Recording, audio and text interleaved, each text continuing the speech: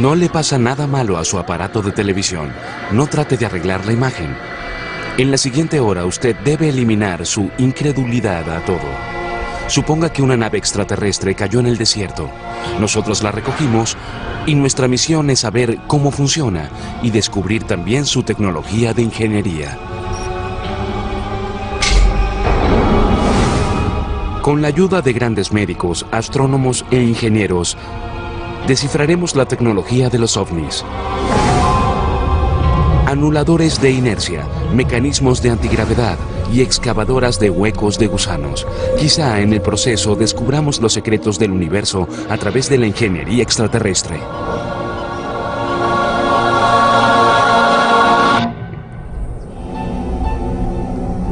Usted está a punto de participar ahora en un ejercicio de la imaginación. Prepárese. Esta es una nave extraterrestre que cayó en el desierto hace unos años. Nos encomendaron la misión de tratar de descifrar su tecnología y ver cómo funciona. Reunimos a un equipo de algunos de los más inteligentes investigadores, médicos, ingenieros y astrónomos para asesorarnos. Paso a paso, nuestros expertos nos llevarán a una gira técnica de esta nave. Desde sus controles y su aerodinámica hasta su sistema de propulsión. Aprenderemos cómo viaja por el espacio y cómo maniobra por el aire. Esta tarea no será fácil, pero sí gratificante. La tecnología extraterrestre está unos siglos, unos milenios adelantada a la nuestra. Cuando se habla de platillos voladores y ovnis, la gente se ríe a tus espaldas y puedes llegar a perder tu carrera. Mi actitud es que uno debe tener una mente abierta. Abre tu mente a la posibilidad de que pueda existir una civilización millones de años más adelantada a la nuestra.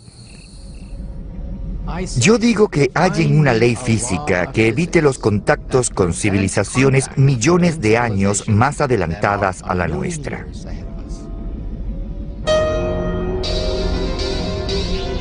No hay necesidad de convencernos a nosotros. Tenemos la prueba.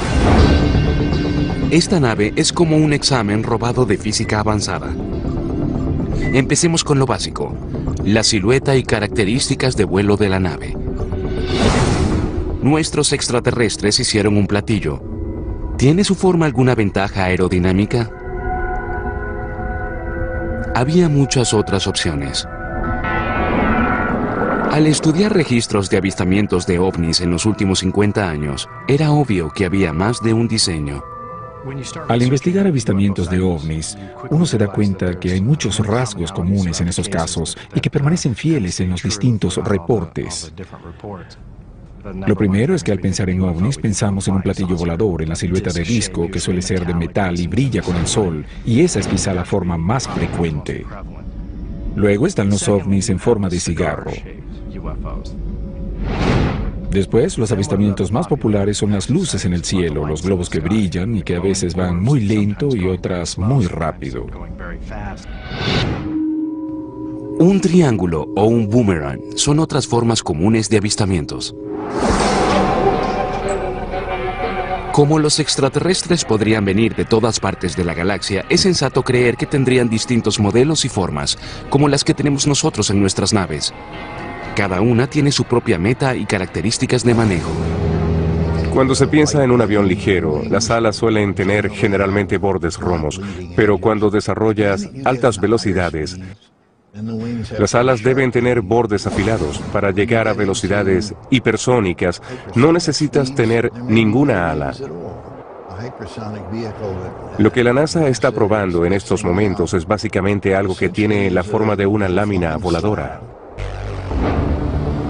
La forma sí afecta la calidad aerodinámica de un objeto volador en nuestra atmósfera.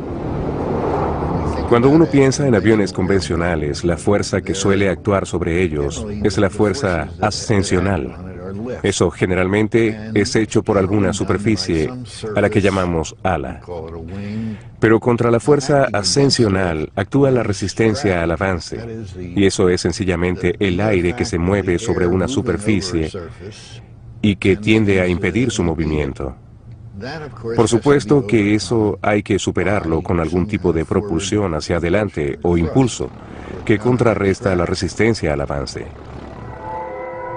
Muy pocos avistamientos mencionan alas, colas, motores de reacción o hélices. Pero un objeto que carezca de esas cosas puede aún así mantenerse en el aire. Hay un dicho que dice que con suficiente propulsión hasta un ladrillo puede volar. Y eso es verdad. Con suficiente propulsión, una nave puede llegar al espacio. Al igual que nuestros cohetes, los ovnis, en forma de cigarros, podrían perforar nuestra densa atmósfera. Al estudiar las formas de los ovnis avistados, veremos que las de triángulos o boomerangs son las mejores en el aspecto aerodinámico. Nosotros tenemos una nave en forma de boomerang, como el bombardero B-2 Stealth, que es conocido como un diseño de ala fija. El ala fija es una silueta hermosa, al menos para los vuelos subsónicos, porque es un ala pura y es toda eficiente. Cuando pones motores por fuera, cuando pones el fuselaje, la cola, un timón y ascensores, añades resistencia de aire. El ala fija no tiene eso. El ala en forma de boomerang surgió en la primera mitad del siglo XX. La compañía Northrop Aircraft diseñó incluso un bombardero de largo alcance con esa silueta en la Segunda Guerra Mundial.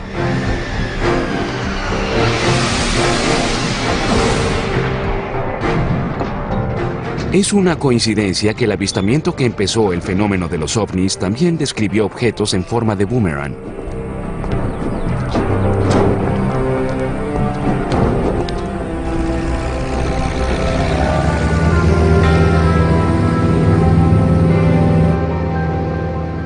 El 24 de junio de 1947, Kenneth Arnold, un piloto aficionado, volaba en un Cessna de un solo motor en las montañas Cascade, en el estado de Washington, cuando una luz llamó su atención. Él dijo haber visto varios objetos metálicos volando en una formación V, a gran velocidad. Arnold fue entrevistado tanto por la prensa como por el FBI y dio comienzo a la era moderna de los objetos voladores no identificados al decir que estos volaban como platillos saltando sobre el agua. Pero no dijo que parecieran unos platillos. Arnold hizo un dibujo para que alguien describiera su silueta y resultó que no era exactamente un platillo, pero ese término se popularizó. La comparación del dibujo de Arnold con un avión Stealth de la Fuerza Aérea Norteamericana revela algunas similitudes. Quizá a los extraterrestres que hicieron naves triangulares también les preocupaba la resistencia del aire en la atmósfera exterior. Claro que en el vacío del espacio no hay resistencia del aire. Al ver otras formas reportadas de ovnis, observamos que a los extraterrestres no les importaba en absoluto la resistencia del aire en nuestra atmósfera. De haberlo hecho, no habrían construido platillos voladores. Los platillos no son estables o fáciles de controlar, al menos para nosotros los humanos. No tienen ninguna superficie particular de control, como los alerones o aletas de un avión, para cambiar de dirección al subir o al girar. Así que es difícil ver por qué este es un diseño ventajoso para volar en cualquier atmósfera.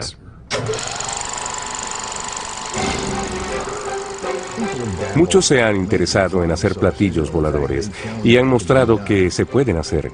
Por lo general tienen forma de platillos con un ventilador grande en el centro. Ellos despegan, vuelan y dan un buen espectáculo. Pero es un avión malo, una superficie muy ineficiente de elevación. Ellos obtienen la mayoría de su impulso del ventilador que sopla aire hacia abajo, casi como un helicóptero. En términos de eficiencia, está en el fondo de la escala en lo que se refiere a mecanismos de elevación. ¿Por qué los extraterrestres harían naves tan ineficientes en el aspecto aerodinámico? La verdad es que podían hacer naves con cualquier forma y éstas volarían gracias a su poderoso sistema de propulsión. Me parece que cuando uno piensa en las cosas que se han reportado, sus sistemas de propulsión deben ser tan poderosos que en realidad no importa qué forma tengan las naves. Estudiaremos más tarde la propulsión de la nave extraterrestre. Pero por ahora, tengamos en cuenta esto. En esta nave, lo aerodinámico es casi obsoleto. Quizá nuestros extraterrestres escogieron el modelo de platillo volador solo porque se ve muy bien. Si su sistema de propulsión es tan poderoso como creemos, ¿cómo sobreviven los extraterrestres a bordo a las fuerzas tan violentas de los cambios abruptos en velocidad que destrozarían a un ser humano? En otras palabras, en la nave debe haber un anulador de inercia. Ahora enviaremos a nuestro equipo para encontrarlo.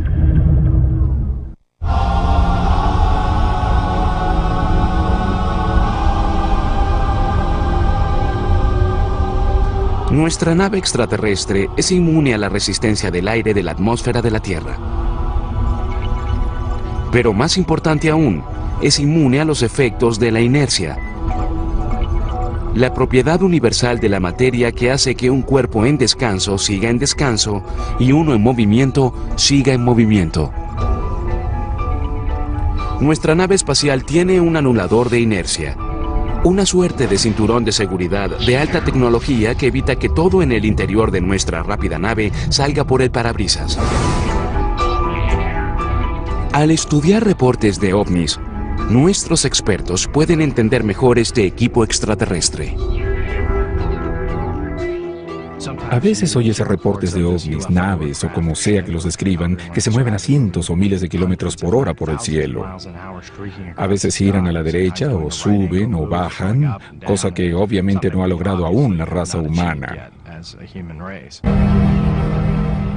Les ofrecemos esto de los expedientes de ovnis de la Fuerza Aérea Norteamericana. El 6 de diciembre de 1962, en los minutos antes del amanecer, un bombardero B-29 lideró una misión de entrenamiento sobre el Golfo de México. De repente un objeto salió en el radar dirigiéndose al bombardero. Capitán, un demonio viene a 3.800. No, a 4.200 millas náuticas. Eso es casi 8.000 kilómetros por hora. Viene por el este, señor. Un tripulante fue a la ventana derecha de la cabina del piloto y vio una luz blanca y azul. Luego vio 4 señales más en la pantalla. Hay otro más que viene hacia acá. Señor, a esta distancia deben poder verlo. Estos también pasaron a más de 8.000 kilómetros por hora. ¿Qué fue eso? Luego uno de los objetos se separó y empezó a seguir al avión.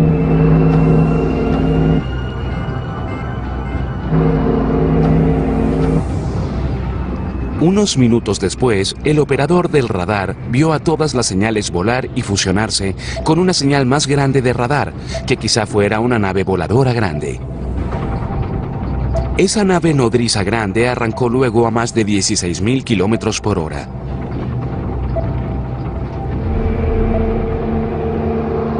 Nuestras naves de entonces y las de ahora no alcanzan esas velocidades.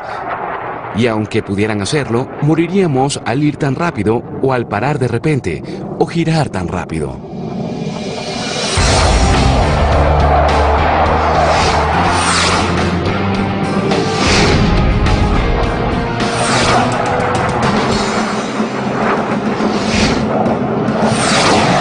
Las fuerzas de aceleración generadas al realizar esas maniobras destruirían la estructura de una nave y sus ocupantes. Cada vez que aceleras, desaceleras o giras, participa una fuerza, y si el movimiento es muy severo, entonces la fuerza debe ser muy severa.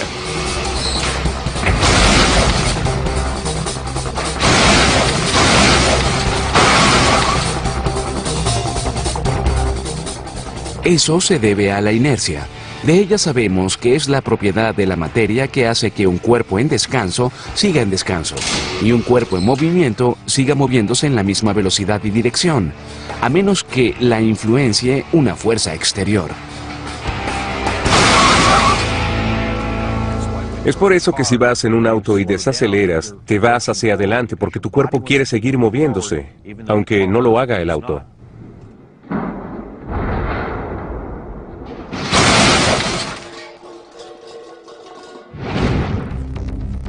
Si la nave espacial viaja a más de 8.000 kilómetros por hora y se para de repente, la nave quizás se detenga.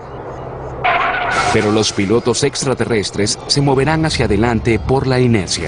En otras palabras, si su cuerpo se parece al nuestro, se volverían unas manchas húmedas en el interior de la nave.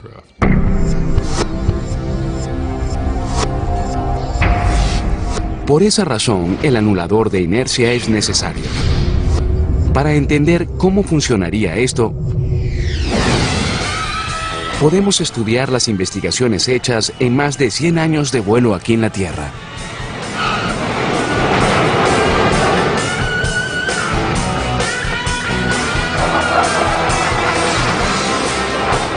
Las fuerzas de aceleración se miden en unidades de aceleración gravitacional o fuerzas G. Una sola G es el empuje hacia abajo que la Tierra ejerce en nuestros cuerpos a nivel del mar. Los pilotos de cazas y acrobacias llegan hasta 9 G durante ciertas maniobras. Subir en el avión genera G positivas. Eso da la sensación de que uno sea varias veces más pesado. Las caídas en picada y las paradas abruptas producen G negativas y una sensación de ingravidez, como una montaña rusa que baja por su primera caída grande. Pero alcanzar G altas no es como una atracción de un parque temático. De hecho, pueden ser mortales. Aquí en Lemoore, la base aérea naval de California, los pilotos pasean en una centrífuga humana para ver cuántas G positivas pueden aguantar. Bien, adelante. Sentirás el empuje gradual de fuerzas G ahora. Nuestra centrífuga, la góndola de aquí, va a 104 o a 110 kilómetros por hora, y eso no parece muy veloz, pero a medida que rota sobre ese brazo, produce altas fuerzas G hasta 15, aunque los humanos estamos limitados hasta 9 G. La meta del entrenamiento es educar a los pilotos sobre qué se siente al alcanzar fuerzas G en una situación controlada en un laboratorio. Con frecuencia los llevamos hasta el borde del G-Lock. El G-Lock es el término técnico de inconsciencia gracias a la gravedad, causada por el drenaje de sangre en el cerebro. Las pruebas ayudan a los pilotos a ver cómo ataca el G-Lock para evitarlo después cuando vuelen de verdad. Si no se previene, el G-Lock puede hacer que un piloto se desmaye. Después morirían por falta de oxígeno o al estrellarse el avión. Lo que pasa es que en ciertos momentos la sangre no puede circular por todo tu cuerpo. Las fuerzas son tan grandes que la sangre es empujada hasta tus piernas. Un astronauta robusto puede sobrevivir 10 G. Más allá de eso, partes de tu cuerpo son literalmente despedazadas por las fuerzas G.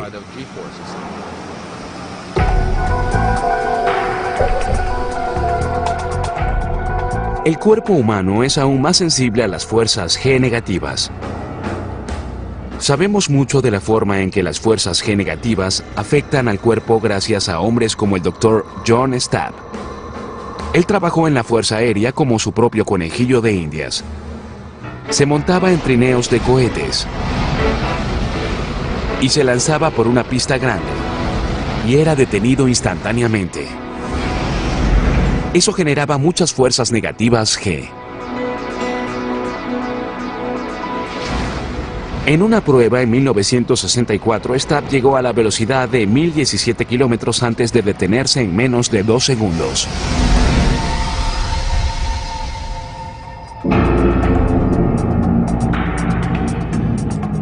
Él sobrevivió, pero sufrió una conmoción, rompiendo los vasos capilares en sus ojos debido a la fuerza de más de 40 Gs.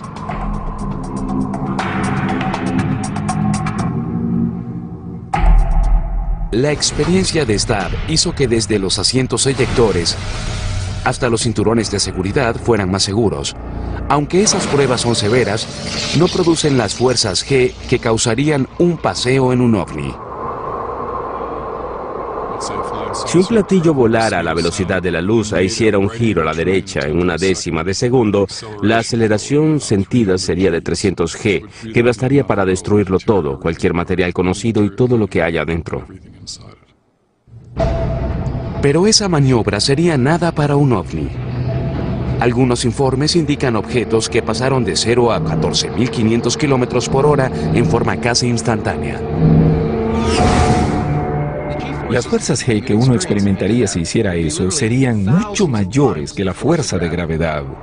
Y sería mucho mayor que lo que sufrirías si estuvieras en un avión que cayera al suelo. Nuestra nave tiene un anulador de inercia, porque al solo pisar a fondo el acelerador, crea más fuerzas G que la caída de un avión. Así que, ¿cómo funciona eso?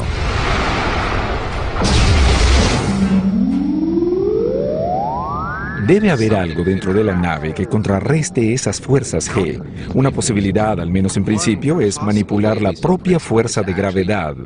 Por ejemplo, la creación de un campo gravitacional enfrente de mí, dentro de la nave, que me empuje hacia adelante a la misma fuerza con que soy empujado hacia atrás en el asiento. Un campo de fuerza gravitacional. Esa debe ser la forma en que trabaja el anulador de inercia extraterrestre. Se presume que debes poder apagarlo y prenderlo en una forma fácil y también con rapidez, porque si haces un cambio muy veloz en tu estado de movimiento, debes poder manejar eso rápido. Esos extraterrestres nos mostraron la forma de superar la inercia. Quizá algún día usemos ese conocimiento para eliminar la necesidad de cosas como los cinturones de seguridad y las bolsas de aire. Ahora que sabemos qué hace el anulador de inercia, lo siguiente es descifrar el sistema de propulsión. Nuestros expertos creen que es un generador de campo de fuerza o un mecanismo de antigravedad. Los científicos descifran la tecnología de ingeniería de uno ahora. Además del asombro que causan, los encuentros cercanos con ovnis pueden revelar secretos de cómo funcionan esas naves y quizá hasta pistas sobre sus sistemas de propulsión. Lo que verán es una dramatización, un montaje de encuentros similares. ¿Está encendido? Sí, Bien, lo primero que hacemos al llegar al lugar es revisar el refrigerador, ¿sí? así es.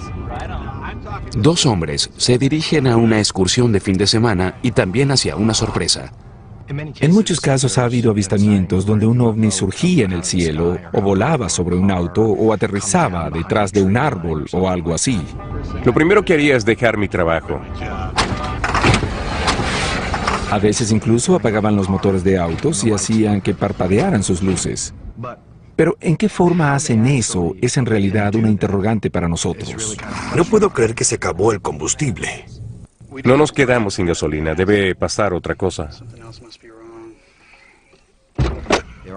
Hay ciertas características que fueron reportadas una y otra vez, sin importar la forma de la nave. Una de ellas es sin duda el silencio. Podía ser una nave de gran tamaño que volaba encima de alguien, y los testigos decían que no hacía ningún ruido. Entraremos por aquí para volver a la autopista. Mira, si no creías que era una buena idea, debiste decirlo.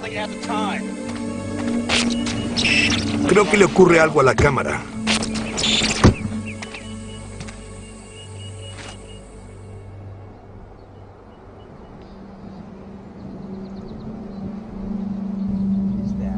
¿Qué es eso?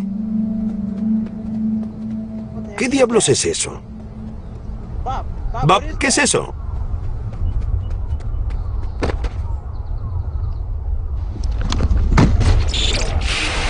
Igual que lo acaban de ver, nuestra nave extraterrestre puede volar en silencio. Y también la energía producida por su sistema de propulsión afecta a cosas eléctricas. La nave usa la antigravedad o un generador de campo de fuerza como su sistema de propulsión. Nuestros ingenieros tratan de determinar cuál de esos dispositivos usa la nave. Quizá los extraterrestres hallaron una forma de apagar en silencio a la gravedad. En algún lugar de la nave debe haber un mecanismo de antigravedad que niega la atracción natural que la Tierra ejerce sobre las demás cosas. Pero, ¿qué es la gravedad? Para eso debemos recurrir a la pizarra. Hay 4 fuerzas conocidas: el electromagnetismo, las fuerzas nucleares fuertes y débiles, y la gravedad. La gravedad es la más enigmática. Es irónico que sea la que conocemos más y que sea la más débil de las 4. Si uno dice que no entiende bien la gravedad, entonces está en buena compañía, porque creo que ni los mejores científicos entienden la gravedad aún. E es igual a mc al cuadrado, en la que la energía es en parte igual a la masa, multiplicada por el cuadrado de la velocidad de la luz.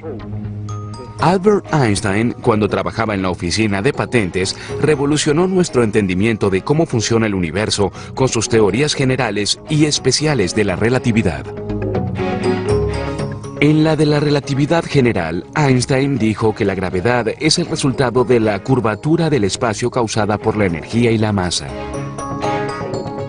La gravedad es nuestra experiencia de esa curvatura producida por la masa de la Tierra.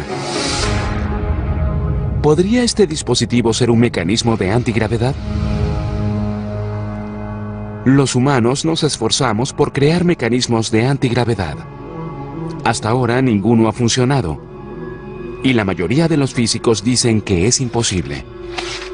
En este momento, debo decir que no lo sé. Hasta ahora la gravedad es algo que actúa sobre nosotros, y nosotros no actuamos sobre ella. El que no manipulemos aún la gravedad no significa que los extraterrestres no lo hagan. Pero un mecanismo de antigravedad no es la única forma de que los extraterrestres eviten la gravedad. Un generador de campo de fuerza también le permitiría a un platillo superar la gravedad. Si no manipula la gravedad, quizá usa una de las 4 fuerzas conocidas de propulsión y levitación. Quizá usa la fuerza exótica que mantiene a las fotografías pegadas al refrigerador.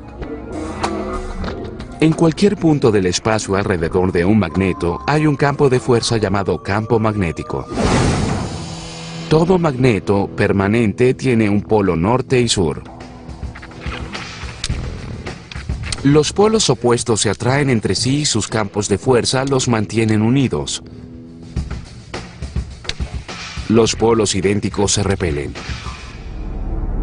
Y dentro de ciertos parámetros, esa fuerza supera la gravedad. Los electrones que se mueven por un rollo de cables también producen un campo magnético. Si quieres crear un magneto fuerte, haces lo que hacíamos en segundo grado, o sea, crear un rollo de cables. Luego le pasas una corriente eléctrica y pruebas que es un electromagneto haciendo que atraiga un alfiler u otro objeto. Hoy usamos electromagnetos para crear propulsión. Un tren maglev usa electromagnetos opuestos para levitar un tren e impulsarlo por una pista. Mientras un tren maglev depende de 2 conjuntos de magnetos para lograr ese truco, algunos materiales solo necesitan un campo magnético para lograr lo mismo. Este es un puck de hockey de óxido de itrio, bario y cobre. Este es uno de los superconductores de alta temperatura descubierto hace unos 20 años. Si lo ponemos en nitrógeno líquido para enfriarlo, se vuelve superconductor y sus propiedades cambian dramáticamente. Cuando esto se enfría lo suficiente, se vuelve un superconductor. Luego levitará encima de esta pista hecha de magnetos de neodimio, acero y boro. Este superconductor superfabuloso es diamagnético. Expulsa al campo magnético. Este es empujado contra la gravedad mientras trata de expulsar al campo magnético fuera de él mismo. Otra forma, por ejemplo, en que podemos usar campos magnéticos para contrarrestar las fuerzas de gravedad es levitando cualquier cosa que contenga agua, porque el agua es diamagnética y busca repeler campos magnéticos. Ella en verdad quiere dejar el campo magnético. Hay seres vivos que pueden ser diamagnéticos, como los sapos.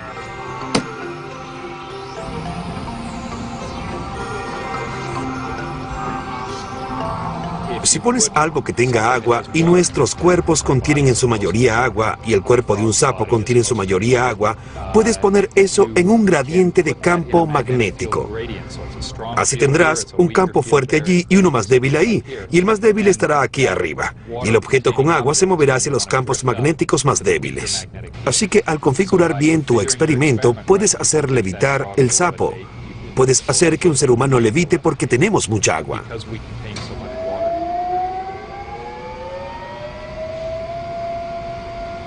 ¿Podría ser esta la forma en que levitan al platillo? ¿Estará la nave hecha de algún material diamagnético? En principio, los campos magnéticos pueden ser usados para impulsar una nave por el aire. Y es natural que al ver la historia de los ovnis se piense en campos magnéticos. El experimento de levitación con la rana funciona porque hay un imán grande justo debajo del sapo. Y así es como podemos hacer que la fuerza magnética sea igual y opuesta a la fuerza gravitacional. Si los ovnis usaban levitación magnética, no solo notaríamos al ovni, sino también al imán grande que arrastrarían por debajo del platillo. Así que no creo que eso sería lo que usaban ellos. La nave extraterrestre no vuela sobre un imán grande, pero la propia Tierra genera un campo magnético.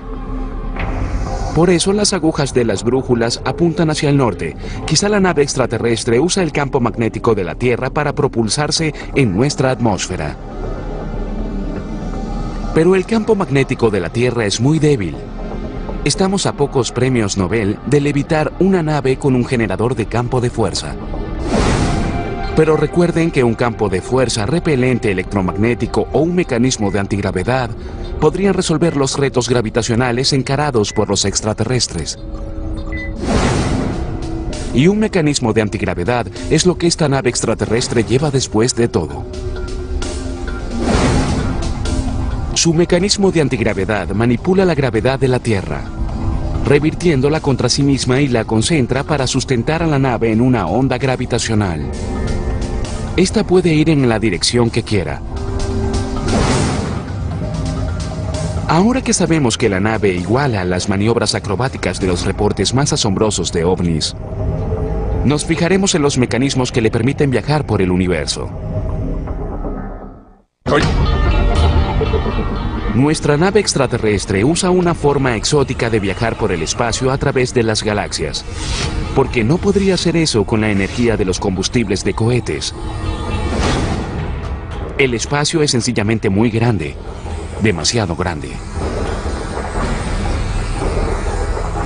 Observen nuestro sistema solar.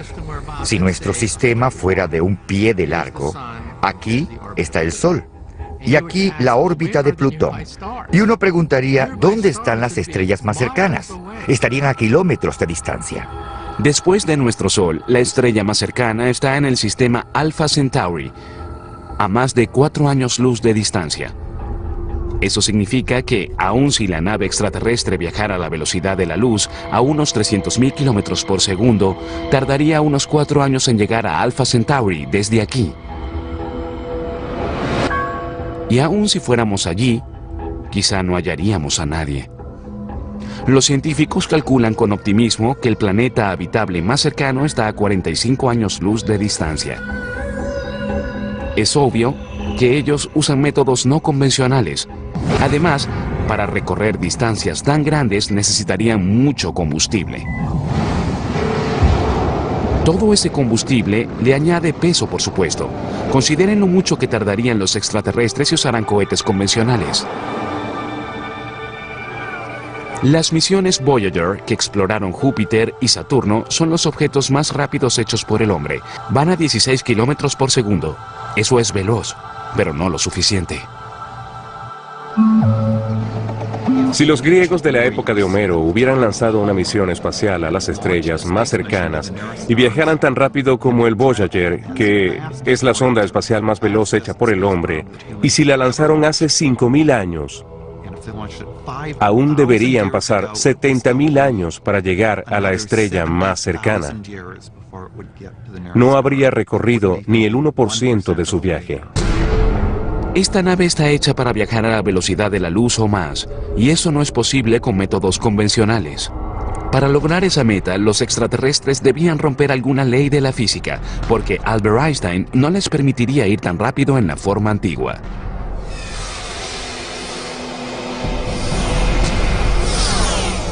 A principios del siglo XX, Albert Einstein ofreció una nueva forma de entender al universo con sus teorías generales y especiales de la relatividad.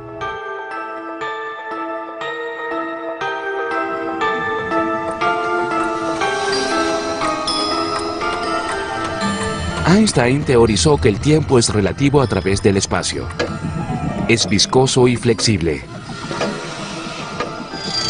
Uno de los raros efectos secundarios de viajar cerca de la velocidad de la luz es algo conocido como dilación del tiempo. Según Einstein, mientras más te acerques a la velocidad de la luz, más lento irán los relojes de tu nave. Así que el tiempo se le pasa a uno más lento. Por eso si tienes a alguien acercándose a un 80 o 90% de la velocidad de la luz, el tiempo para él pasaría muy lento. Si lanzamos un cohete de la Tierra en un viaje de ida y vuelta a Alpha Centauri, viajando cerca de la velocidad de la luz, pasarían años en la Tierra antes que volviera a esa misión. Pero en la nave espacial solo habrían pasado unas semanas. La tripulación solo habría envejecido unas semanas, y el generador de vuelo indicaría que fue un viaje corto. No es ciencia ficción, es cierto. Podemos probarlo en laboratorios no avanzados de física en todo el mundo y funciona. Es cierto que los relojes sí irían más despacio para un observador que vea a alguien viajando cerca de la velocidad de la luz.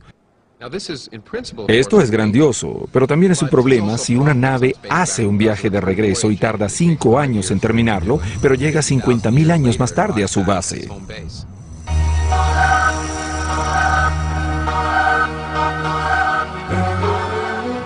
Pero Einstein predijo un problema mayor. Nuestra nave solo puede ir hasta cierta velocidad antes de toparse con Einstein, el mejor policía galáctico. Einstein dijo que hay un límite de velocidad universal. No es posible viajar más rápido que la velocidad de la luz, porque a esa velocidad las leyes de la física alteran la masa.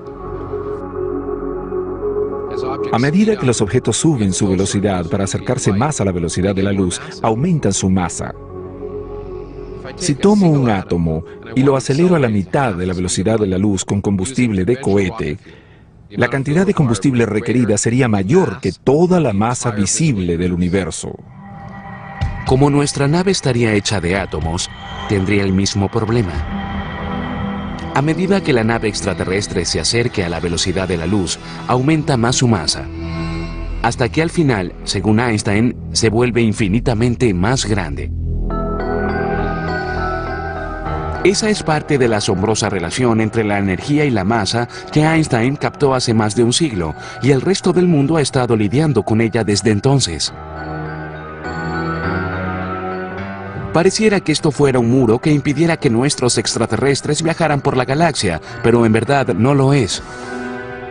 Porque nuestros extraterrestres hallaron una abertura en la teoría de la relatividad de Einstein. En realidad no es una abertura, sino un agujero de gusano. Quizá hay un desvío alrededor de la velocidad de la luz.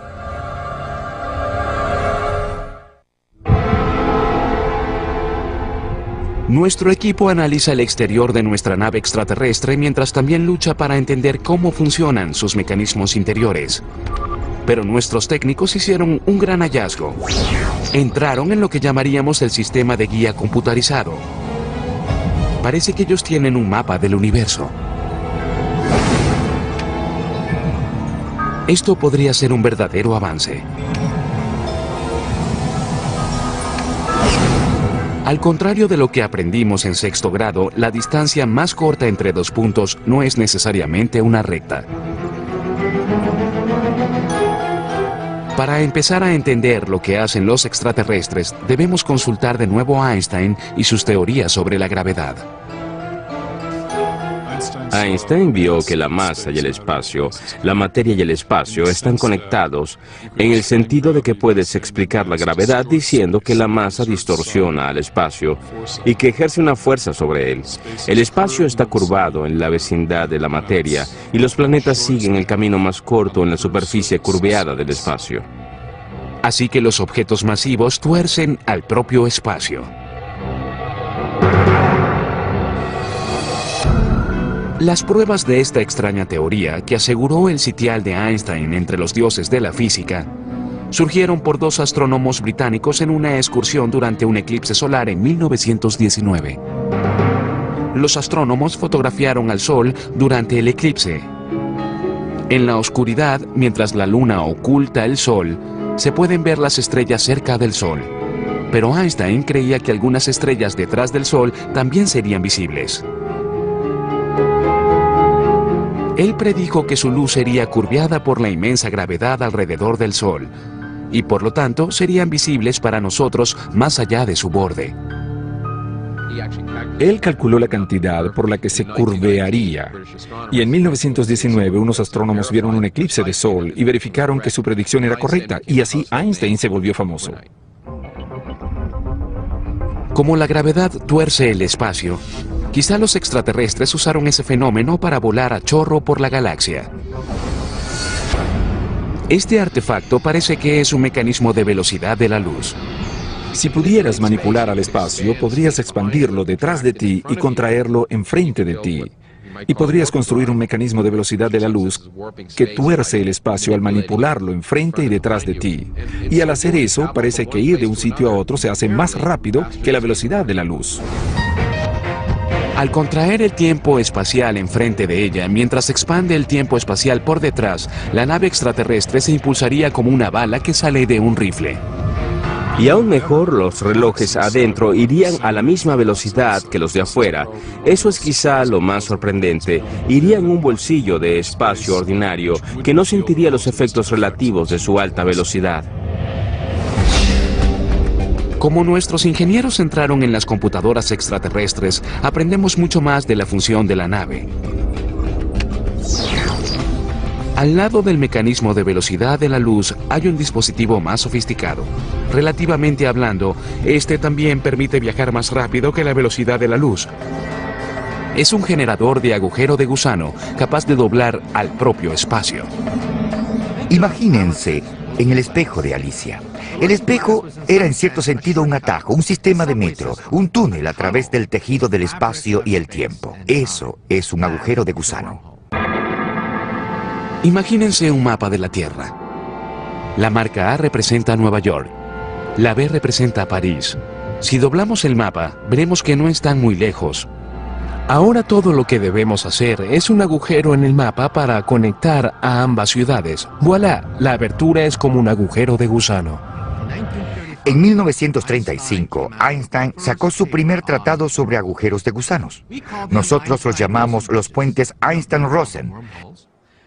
Y los puentes Einstein-Rosen nos llevan de una etapa a otra. Es una entrada. La teoría de Einstein permite que haya agujeros de gusanos.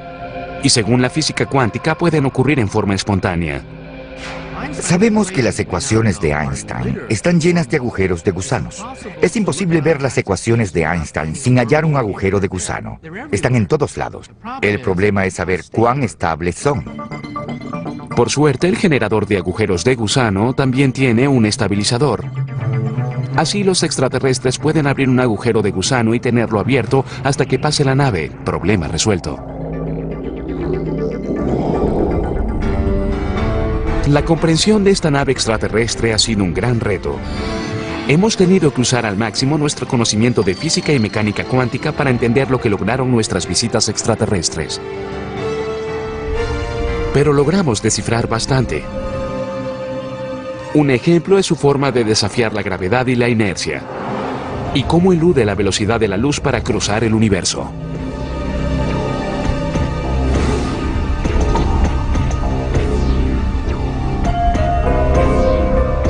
El próximo reto es usar este conocimiento para crear máquinas para viajar por el espacio y el tiempo. Y ver a los extraterrestres en su terreno, no como estudiantes u objetos, sino de igual a igual.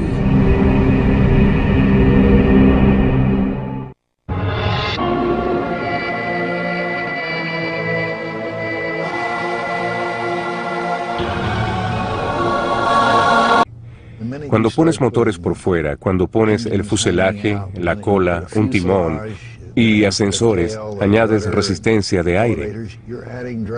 El ala fija no tiene eso. El ala en forma de boomerang surgió en la primera mitad del siglo XX. La compañía Northrop Aircraft diseñó incluso un bombardero de largo alcance con esa silueta en la Segunda Guerra Mundial.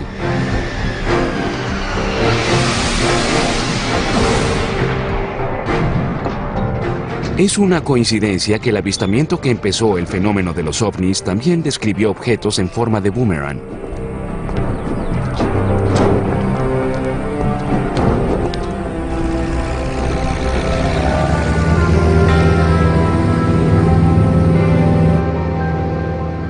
El 24 de junio de 1947, Kenneth Arnold, un piloto aficionado, volaba en un Cessna de un solo motor en las montañas Cascade, en el estado de Washington, cuando una luz llamó su atención.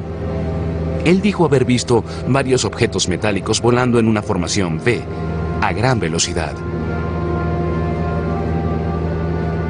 Arnold fue entrevistado tanto por la prensa como por el FBI y dio comienzo a la era moderna de los objetos voladores no identificados al decir que estos volaban como platillos saltando sobre el agua. Pero no dijo que parecieran unos platillos.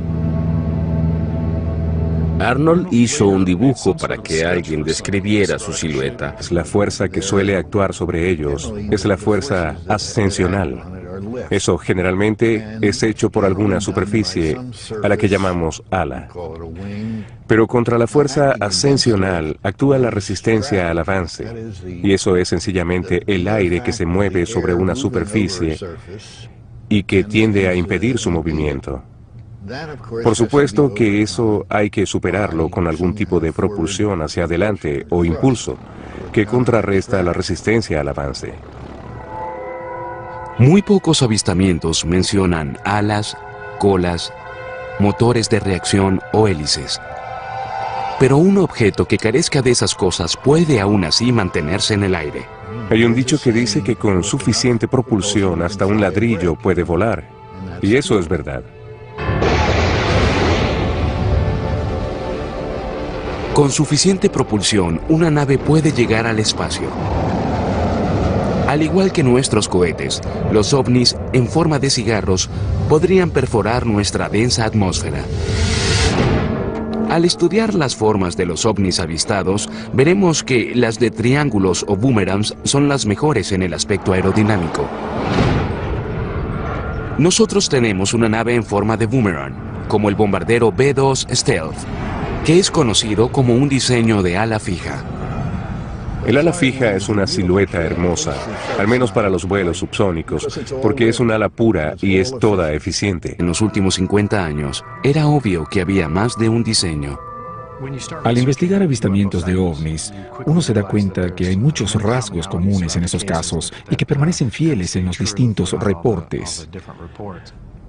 Lo primero es que al pensar en ovnis pensamos en un platillo volador en la silueta de disco que suele ser de metal y brilla con el sol, y esa es quizá la forma más frecuente. Luego están los ovnis en forma de cigarro. Después, los avistamientos más populares son las luces en el cielo, los globos que brillan y que a veces van muy lento y otras muy rápido.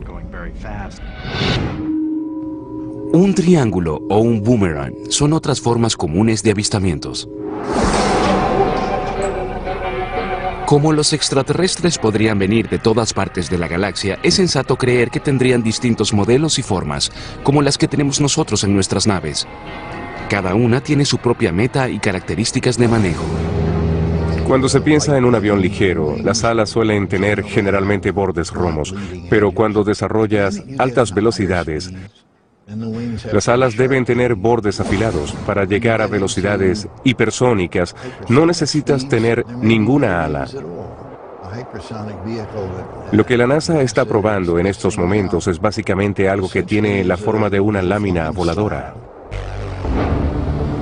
La forma sí afecta la calidad aerodinámica de un objeto volador en nuestra atmósfera.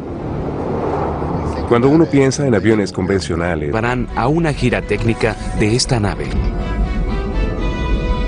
Desde sus controles y su aerodinámica hasta su sistema de propulsión. Aprenderemos cómo viaja por el espacio y cómo maniobra por el aire. Esta tarea no será fácil, pero sí gratificante. La tecnología extraterrestre está unos siglos, unos milenios adelantada a la nuestra. Cuando se habla de platillos voladores y ovnis, la gente se ríe a tus espaldas y puedes llegar a perder tu carrera. Mi actitud es que uno debe tener una mente abierta. Abre tu mente a la posibilidad de que pueda existir una civilización millones de años más adelantada a la nuestra. Yo digo que hallen una ley física que evite los contactos con civilizaciones millones de años más adelantadas a la nuestra.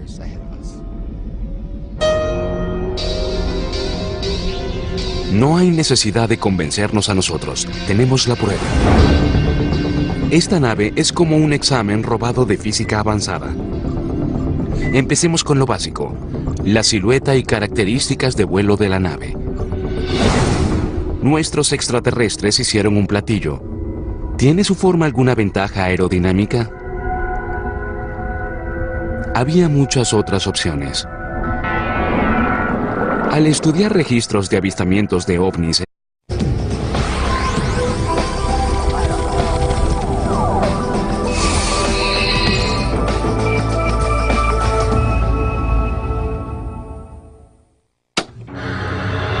no le pasa nada malo a su aparato de televisión.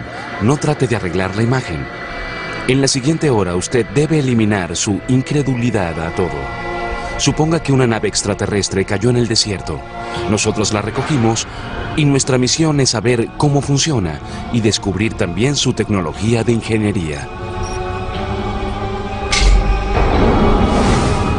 Con la ayuda de grandes médicos, astrónomos e ingenieros, descifraremos la tecnología de los ovnis. Anuladores de inercia, mecanismos de antigravedad y excavadoras de huecos de gusanos. Quizá en el proceso descubramos los secretos del universo a través de la ingeniería extraterrestre.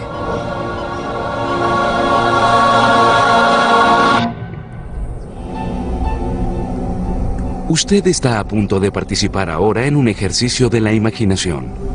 Prepárese. Esta es una nave extraterrestre que cayó en el desierto hace unos años. Nos encomendaron la misión de tratar de descifrar su tecnología y ver cómo funciona. Reunimos a un equipo de algunos de los más inteligentes investigadores, médicos, ingenieros y astrónomos para asesorarnos.